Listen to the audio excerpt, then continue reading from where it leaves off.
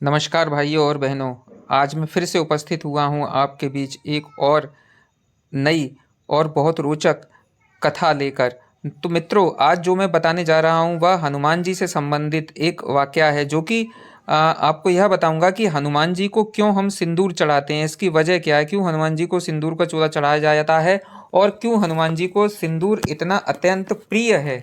तो मित्रों, आज की यह कथा भक्त शिरोमणि कलयुग के एकमात्र भगवान परम पूजनीय श्री हनुमान जी को समर्पित है। आप भी इस कथा का आनंद लें।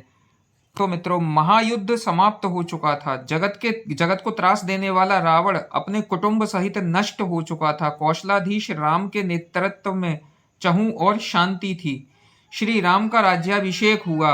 राम राजा राम ने सभी वानर और राक्षस मित्रों को सम्मानित किया। अंगद को विदा करते समय राम रो पड़े। हनुमान को विदा करने की शक्ति तो श्री राम में नहीं थी। माता सीता भी उन्हें पुत्रवत मानती थी। हनुमान अयोध्या में ही रह गए। रात दिन दरबार में शासन व्यवस्था में व्यस्त हो रहे भगवान श्री राम संध्या जब शासकीय कार्यों से छूट मिली तो गुरु और माताओं का कुशल क्षेम पूछने अपने कक्ष में आए। हनुमान उनके पीछे पीछे ही थे। राम के निजी कक्ष में उनके सारे अनुज अपनी अपनी पत्नियों के साथ उपस्थित थे। वनवास, युद्ध और फिर अनंत औपचारिकताओं के पश्चात यह प्रथम अवसर था जब पूरा परिवार एक साथ उपस्थित था।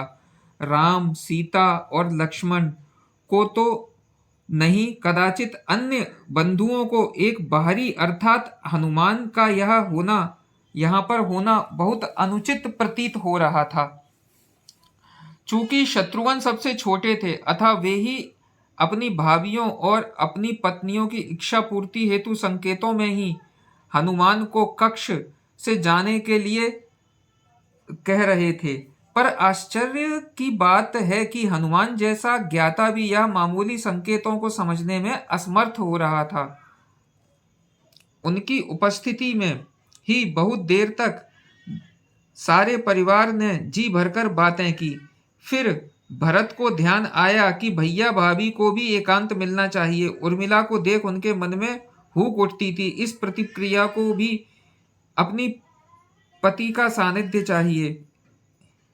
इस पवित्र पतिव्रता को भी अपने पति का सानिध्य चाहिए था। उन्होंने राम से आज्ञा ली और सबको विश्राम करने की सलाह दी। सब उठे और राम जानकी का चरण स्पर्श कर जाने लगे, परंतु हनुमान जी वहीं बैठे रहे। उन्हें देख अन्य सभी उनके उठने की प्रतीक्षा करने में लगे, परंतु हनुमान जी नहीं उठे। राम ने मुस्कुराते हुए हनुमान जी से कहा, क्यों वीर, तुम भी तनिक जाके विश्राम कर लो।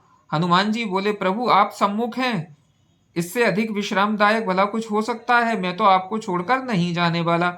शत्रुघ्न तनिक क्रोध से बोले, परंतु भैया को विश्राम की आवश्यकता है कपीश्वर, उन्हें एकांत चाहिए।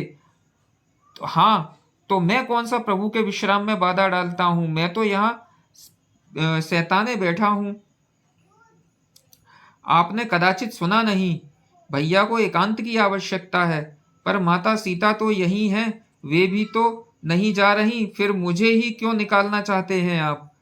भाभी को भैया के एकांत में भी साथ रहने का अधिकार प्राप्त है। क्या उनके माथे पर आपको सिंदूर नहीं दिखता? हनुमान आश्चर्यचकित रह गए। प्रभु श्री राम से बोले, प्रभु क्या यह सिंदूर लगाने से किसी को आपके निकट रहने का अधिकार प्राप्त हो जाता है? राम मुस्कुराते हुए बोले, अवश्य, यह तो सनातन प्रथा है हनुमान। यह सुन हनुमान तनिक मायूस होते हुए उठे और राम जानकी को प्रणाम कर बाहर चले गए। प्रातः राजा राम का दरबार लगा था। साधारण औपचारिक कार्य हो रहे थे कि नगर के प्रतिष्ठित व्यापारी न्याय मांगने दरबार में उपस्थित हुए। ज्ञात हुआ कि पूरी अयोध्या में रात भर व्यापारियों के भंडारों को तोड़ तोड़ कर हनुमान उत्पात मचाते रहे थे। राम ने यह सुना तो सैनिकों को आदेश दिया कि हनुमान को राजसभा में उपस्थित किया जाए। राम आज्ञा का पालन करके सैनिक अभी निकले भी नहीं थे कि केसरिया रंग से रंगे पुते हनुमान अपनी चौड़ी मुस्कान और हाथी जैसी मस्त चाल से चलते हुए राज्यसभा में उपस्थित हुए। उनका पूरा शरीर सिंदूर से पटा हुआ था। एक एक पग धरने पर उनके शरीर से एक एक शेर सिंदूर भूमि पर गिर जाता था। उनकी चाल के साथ पीछे की ओर वायु के साथ सिंदूर उड़ता रहता था। राम के निकट आकर उन्होंने प्रणाम किया। अभी तक सन्न होकर देखते सभी सभा के लोग एकाएक जोर से हंसने लगे। अंततः बंदर ने बंदरों वाला ही काम किया। अपनी हंसी रोकते हुए सौमित्र लक्ष्मण बोले, यह क्या किया कपिश्रेष्ठ? यह सिंदूर से स्नान क्यों? क्या यह आप वानरों की कोई प्रथा है? हनुमान प्रफुल्लित स्वर में बोले, अरे नहीं भैया, यह तो आर्यों की प्रथा है। मुझे कल ही पता चला कि अगर एक चुटकी सिंदूर लगा लो तो प्रभु राम के निकट रहने का अधिकार मिल जाता है। तो मैंने सारी अयोध्या का सिंदूर लगा लिया। क्यों प्रभु, अब तो मुझे कोई आपसे दूर नहीं कर पाएगा ना? सारी सभा हंस रही थी और भरत हाथ जोड़े अश्रु बहा रहे थे। यह देख शत्रुघ्न बोले, भैया सब हंस रहे हैं और आप रो रहे हैं, क्या हुआ? भरत स्वयं को संभालते हुए बोले, अनुज तुम देख नहीं रहे, वानरों का एक श्रेष्ठ नेता, वानर राज का सबसे विद्वान मंत्री, कदाचित संपूर्ण मानव जाति का सर्वश्रेष्ठ वीर, सभी सिद्धियों और सभी निधियों का स्वामी, वेद में पारंगत, शास्त्र मर्मज्ञ, यह कपिश्रेष्ठ कुल जैसे राम भक्ति में लीन है, राम की निकटता प्राप्त करने की कैसी उत्कंठ इच्छा, जो यह स्वयं को भूल चुका है, ऐसी भक्ति का वरदान कदाचित ब्रह्मा भी किसी को ना दे पाए। मुझ भरत को राम का अनुज मान भले कोई याद कर ले, पर इस भक्त शिरोमणि हनुमान को संसार कभी भूल नहीं पाएगा। हनुमान को बारंबार प्रणाम है। तो मित्रों, उसके बाद से ही हनुमान जी को सिंदूर चढ़ाया जाने लगा, जिससे कि हनुमान जी अति प्रसन्न होने लगे, क्योंकि उन्हें राम के निकट मिलने का अवसर प्राप्त हो, ऐसा हनुमान जी सोचते थे।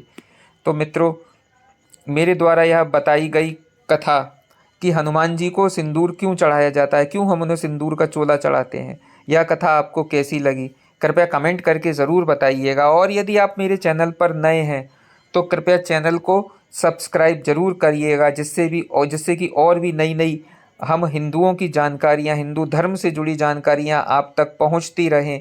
और यह जानकारी यदि आपको अच्छी लगी हो तो कृपया इस जानकारी को, इस वीडियो को शेयर ज़रूर कीजिएगा, जिससे और भी लोगों को इस संबंध में पता चल सके। तो मित्रों, मिलते हैं ऐसी एक और वीडियो में, तब तक के लिए मुझे आज्ञा दीजिए। जय जय सिया राम।